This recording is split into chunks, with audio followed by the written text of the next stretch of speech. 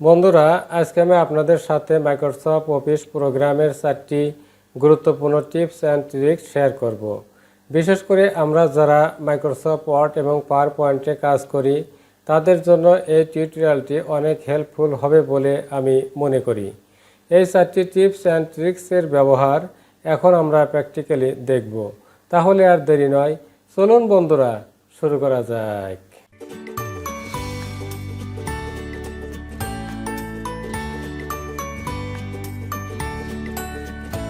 এখন আমি আপনাদের সাথে টিপস নাম্বার 1 শেয়ার করব। আমরা যখন মাইক্রোসফট ওয়ার্ডে কোনো কিছু টাইপ করি, টাইপ করার সময় আমাদের কোনো শব্দ ভুল হলে সেটা কেটে আমাদেরকে সঠিক শব্দ লিখতে হয়। আর আমরা এটা কাটার জন্য যে ব্যাক স্পেস ব্যবহার করি। দেখেন বন্ধুরা, আমি ব্যাক স্পেস ব্যবহার করলে একটা করে ক্যারেক্টার কেটে যাচ্ছে। আমি যতবারই ব্যাক স্পেস প্রেস করছি ততবারই একটা করে ক্যারেক্টার কেটে যাচ্ছে। কিন্তু আমরা যখন পুরো শব্দটাই কাটতে চাই একবারে, তাহলে আমাদের কাজের ক্ষেত্রে সুবিধা হবে। তার জন্য বন্ধুরা আমাদেরকে কিবোর্ড থেকে কন্ট্রোল বাটন প্রেস করে ব্যাক স্পেস প্রেস করতে হবে। দেখেন বন্ধুরা, আমি কিবোর্ড থেকে কন্ট্রোল বাটন প্রেস করে যে ব্যাক স্পেস প্রেস করছি, আমাদের পুরো শব্দটাই কেটে যাচ্ছে। এভাবে কিন্তু আপনারা তাড়াতাড়ি একটা শব্দ কেটে নিতে পারেন। ইকুয়াল র্যান্ড, তারপর আমরা এই ফার্স্ট ব্র্যাকেট দিব। দেওয়ার পর এখন আমরা কিবোর্ড থেকে এন্টার প্রেস করব। দেখেন বন্ধুরা, আমাদের কিছু ইংরেজি শব্দ চলে আসলো। আমরা যদি ব্যাক স্পেস প্রেস করি তাহলে একটা করে ক্যারেক্টার কেটে যাবে। দেখেন বন্ধুরা, আমরা যতবার প্রেস করব ততবার কেটে যাবে। আমরা যদি পুরো শব্দটা একসাথে কাটতে চাই তাহলে আমাদেরকে কিবোর্ড থেকে কন্ট্রোল বাটন প্রেস করে এই ব্যাক স্পেস প্রেস করতে হবে। আমি কিবোর্ড থেকে কন্ট্রোল বাটন প্রেস করে ব্যাক স্পেস প্রেস করলাম। দেখেন বন্ধুরা, পুরো শব্দটাই কেটে যাচ্ছে। এখন আমি আপনাদের সাথে টিপস নাম্বার 2 শেয়ার করব। অনেক সময় বন্ধুরা এখানে আপনারা এই যে রিবন দেখতে পাচ্ছেন, অনেক সময় এরকম হয় বন্ধুরা, আমাদের এই যে এই রিবনগুলো এখন হারিয়ে গেছে, এই রিবনগুলো নাই।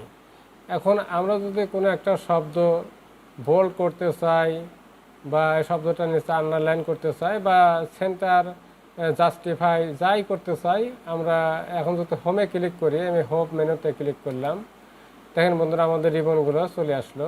বোল্ড করবো শব্দটা, বিতে ক্লিক করলাম, তখন বোল্ড হলো, তারপর আমাদের এই রিবনগুলো হারিয়ে গেল। আবার আমরা কোনো একটা শব্দ আন্ডারলাইন করব, আবার আমাদেরকে যে হোমে যে আন্ডারলাইনে ক্লিক করতে হবে, আবার হারিয়ে গেল। বন্ধুরা, এভাবে বারবার হারিয়ে যাওয়া এরকম সমস্যা অনেক সময় আমরা ফিল করে থাকি। এই সমস্যাটির সমাধান আমরা দুইভাবে করতে পারি বন্ধুরা। এক হচ্ছে আপনারা এখানে যে একটি অ্যারো চিহ্ন দেখতে পাচ্ছেন, আপনারা এই অ্যারোতে ক্লিক করবেন। দেখেন বন্ধুরা, আমাদের রিবনগুলো কিন্তু চলে এসেছে। এখন আমরা এই শব্দটা সিলেক্ট করে বোল্ড করলাম, বোল্ড হলে কিন্তু আমাদের রিবনগুলো কিন্তু থেকে যাচ্ছে, হারিয়ে যাচ্ছে না। আবার এই কাজটা আমরা অন্যভাবেও করতে পারি। আপনারা কিবোর্ড থেকে কন্ট্রোল বাটন প্রেস করে F1 কি প্রেস করবেন। দেখুন আমাদের রিবন এখন হাইড হয়ে গেছে। এখন আমরা এখানে ক্লিক না করে এর শর্টকাট হচ্ছে কিবোর্ড থেকে Ctrl+F1 এই বাটন প্রেস করবেন, আপনাদের এই রিবনগুলো চলে আসবে।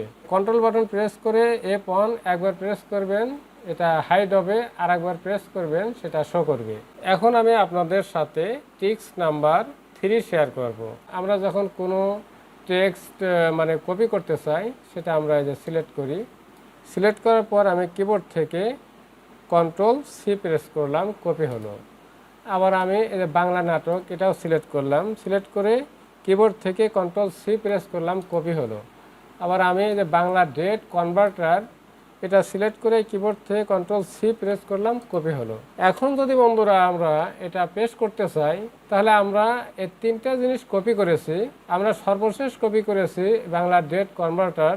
এখন যদি আমি কিবোর্ড থেকে Ctrl+V প্রেস করি, তাহলে সর্বশেষ যে কপি করেছিলাম সেই লাইনটাই কিন্তু এখানে পেস্ট হয়েছে, আর বাকিগুলো কিন্তু পেস্ট হয়নি। এখন বন্ধুরা আমরা এই 2টা লাইনও আমরা এখানে পেস্ট করতে চাই, যেহেতু এর আগে আমরা কপি করেছি। এটা পেস্ট করার জন্য আপনারা যেখানে পেস্ট করবেন সেখানে কার্সর রাখবেন। রাখার পর আপনারা কিবোর্ড থেকে উইন্ডোজ কি প্রেস করে ভি কি প্রেস করবেন। দেখেন বন্ধুরা, আমরা যে 3টা লাইন কপি করেছিলাম সেই 3টা লাইন এখানে শো করছে। এখন আমি 3টা লাইনের যে লাইনটা আমি এখানে পেস্ট করতে চাই সেই লাইনের উপর আমি ক্লিক করব। এই ক্লিক করলাম, দেখেন বন্ধুরা বাংলাদেশের সংবাদপত্র এখানে পেস্ট হলো। আমি আবার কিবোর্ড থেকে উইন্ডোজ কি প্রেস করে ভি কি প্রেস করলাম। আমি যদি বাংলা নাটক পেস্ট করতে চাই তাহলে এর উপর আমি ক্লিক করলাম। দেখেন বন্ধুরা, বাংলা নাটক পেস্ট হলো। এটা শুধু আমাদের এমএস ওয়ার্ডেই না, আমরা যদি এই সার্চ বারে আপনারা দেখতে পাচ্ছেন, এখানেও যদি আপনারা পেস্ট করতে চান, মানে অনলাইনে কোনো ওয়েবসাইটে ঢুকতে চান, সেটা কিন্তু আপনারা ঢুকতে পারবেন। আপনারা এই সার্চ বারে কার্সর রাখবেন, তারপর আপনারা কিবোর্ড থেকে উইন্ডোজ কি প্রেস করে ভি কি প্রেস করবেন। এখন আমি যে জিনিসটা খুঁজতে চাই সেটার উপর ক্লিক করতে হবে। যেমন বাংলাদেশের সকল সংবাদপত্র, এটার উপর ক্লিক করলাম। দেখেন বন্ধুরা, চলে আসলো। এখন আমি কিবোর্ড থেকে এন্টার প্রেস করলাম। আমাদের সামনে এই যে বাংলাদেশের সকল সংবাদপত্রের যে লিঙ্ক, সেই লিঙ্কটা চলে আসলো। এখানে আমরা ক্লিক করলাম।